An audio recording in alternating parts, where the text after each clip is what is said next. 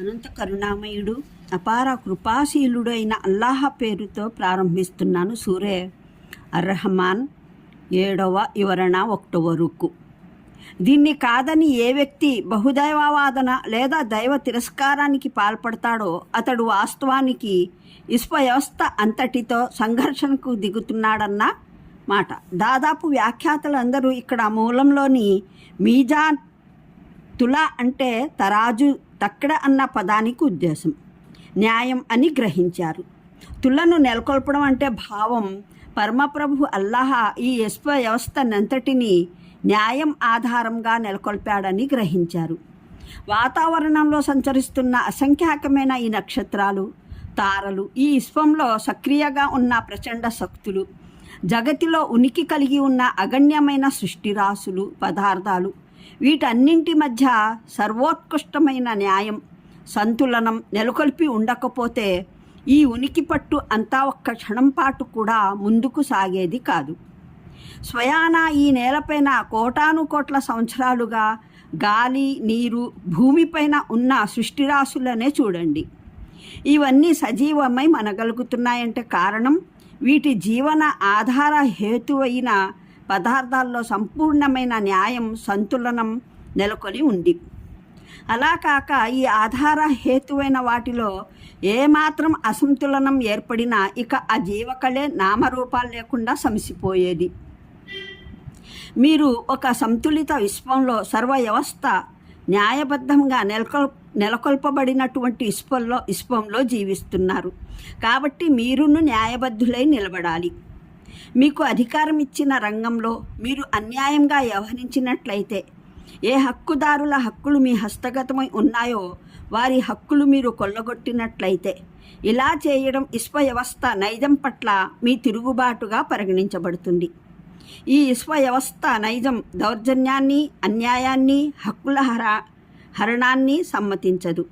ఇక్కడ ఒక పెద్ద అన్యాయం అలా ఉంచి తరాజులో దండ కొట్టి ఎవరైనా కొనుగోలుదారునికి చెందిన ఒక్క తులం వస్తువును కొట్టివేసిన అతను విశ్వ సంతులనంలో అసంతులనాన్ని రేపుతున్నాడన్న మాట. ఇది ఖురాన్ బోధనల 2వ ముఖ్యాంశం. అదే ఈ 3 ఆయత్లలో బోధించబడింది. మొదటి బోధన దేవుని ఏకత్వం, 2వ బోధన న్యాయం. ఈ విధంగా కొన్ని క్లుప్తమైన వాక్యాల్లో మానవ మార్గదర్శకత్వం కొరకు కరుణామయుడైన దైవం పంపిన ఖురాన్ ఎటువంటి బోధనలు అందజేస్తున్నదో జనులకు తెలుపడం జరిగింది. ఇక్కడి నుంచి 25వ ఆయత్ వరకు పరమోన్నత ప్రభు అల్లాహ్ అనుగ్రహించిన వరప్రసాదాలు, మహోపకారాలు, ఆయన సృష్టి శక్తి ఉత్పన్నం చేసిన అద్భుతాల ప్రస్తావన వస్తుంది. వీటి ద్వారా మానవులు, జిన్నులు ఉభయులు ప్రయోజనం పొందుతున్నారు.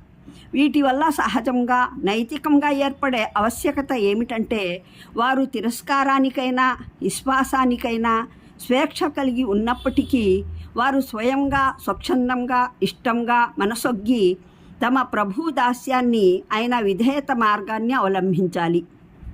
మూలంలోని పదాలు ఆయన భూమిని అనాం కోసం రూపొందించాడు అన్నవి.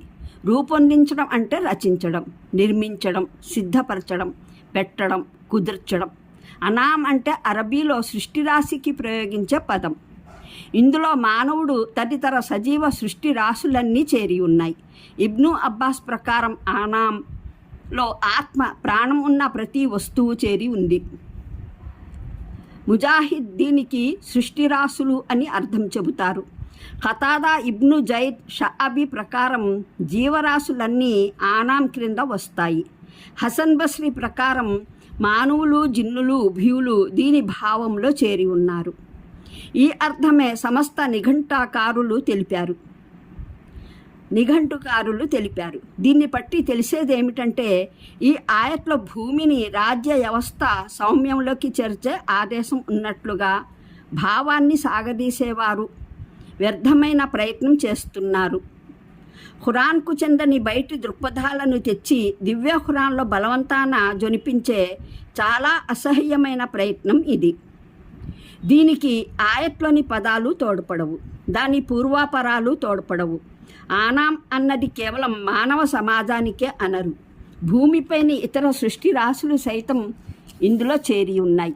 భూమిని ఆనాం కోసం రూపొందించడం అంటే భావం అది అందరి సమిష్టి సౌమ్యంలోనిదని కాదు. ఈ వచనానికి ఇక్కడ ఆర్థిక నియమాన్ని వివరించడం ఉద్దేశం కాదని వచనా సందర్భం కూడా చెబుతోంది. ఇక్కడ ఉద్దేశం అల్లాహ్ నేలను రకరకాల జీవరాశులు నివసించేందుకు, మనుగడ సాగించేందుకు అనువుగా తయారు చేశాడు అన్నది. ఇది దానంతటా అదే ఇలా రూపొందలేదు. సృష్టికర్త నిర్మించడం వల్ల ఇలా తయారైంది. ఆయన దీన్ని తన ఔచితీ విజ్ఞతతో పొందుపరిచి ఉంచిన స్థానం. అందులో సృష్టించిన పరిస్థితుల వల్ల ఇది జీవరాశులకు నివాసయోగ్యమైన స్థలంగా రూపొందడం సాధ్యమైంది.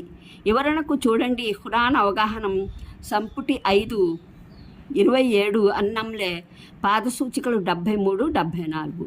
సంపుటి 7:36 యాసిన్ పాదసూచికలు 29, 32, 40. అల్మూమిన్ పాదసూచికలు 90, 91, 41. హామీం అసజ్దా పాదసూచికలు 11, 13. 43 అజ్జుహ్ర పాదసూచికలు 7, 10. 45 అల్జాసియా పాదసూచి 7.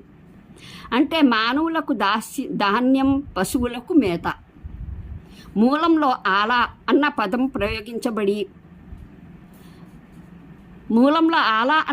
ప్రయోగించబడింది. దీన్ని మున్ముందు వచ్చే ఆయట్లలో మాటి మాటికి పునరుక్తం చేయటం జరిగింది. మేము విభిన్న చోట్ల దీని భావాన్ని విభిన్న పదాలలో వ్యక్తీకరించాము. అందువల్ల ఈ పదంలో అర్థపరమైన విస్తృతి ఏ మేరకు ఉందో, ఇందులో ఏ ఏ భావాలు ఇమిడి ఉన్నాయో ప్రారంభంలోనే తెలుసుకోవడం అవసరం. ఆలా అన్న పదానికి నిఘంటుకారులు, వ్యాఖ్యాతలు సర్వసాధారణంగా వరప్రసాదాలు అని అర్థం చెప్పారు. అనువాదకులందరూ సైతం ఈ పదానికి ఇదే అనువాదం చేశారు. ఈ అర్థమే ఇబ్ను అబ్బాస్, ఖతాదా, హసన్ బస్రీ చెప్పినట్లు ఉటంకించబడింది.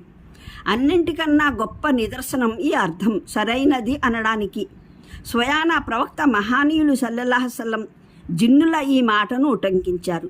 వారు ఈ ఆయత్ను విని మాటి మాటికి లా బిషయిన్ మిన్ నియామిక రబ్బనా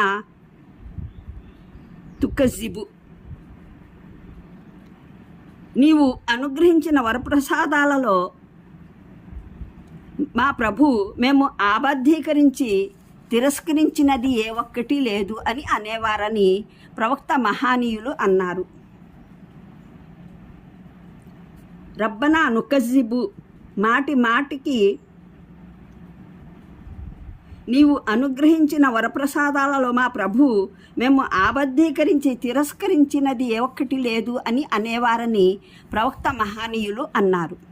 అందువల్ల ఆధునికులైన కొందరు పరిశోధకులు అన్నట్టు ఆలా అన్న పదం వరప్రసాదాలన్న అర్థంలో అసలు వాడబడనే లేదన్న అభిప్రాయంతో మేము ఏకీభవించడం లేదు. ఈ పదానికి రెండవ అర్థం సృష్టి సామర్థ్యం, సృష్టి అద్భుతాలు, సృష్టి మహిమలు అన్నది.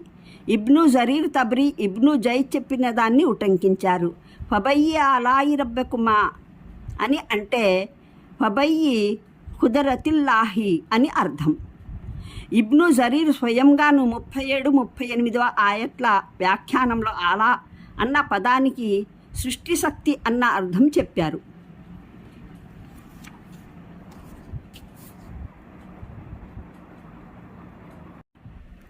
అనంత కరుణామయుడు అపార కృపాశీలుడైన అల్లాహ్ పేరుతో ప్రారంభిస్తున్నాను.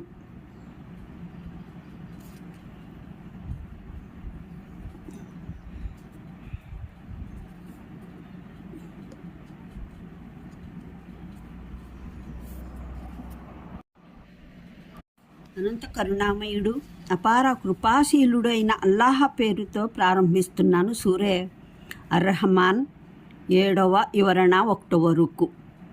దీన్ని కాదని ఏ వ్యక్తి బహుదైవవాదన లేదా దైవ తిరస్కారానికి పాల్పడతాడో అతడు వాస్తవానికి విశ్వవ్యవస్థ అంతటితో సంఘర్షణకు దిగుతున్నాడన్న మాట. దాదాపు వ్యాఖ్యాతలందరూ ఇక్కడ మూలంలోని మీజాన్ తులా అంటే తరాజు, తక్కడ అన్న పదానికి ఉద్దేశం న్యాయం అని గ్రహించారు. తులను నెలకొల్పడం అంటే భావం పరమప్రభు అల్లాహ ఈ వ్యవస్థనంతటినీ న్యాయం ఆధారంగా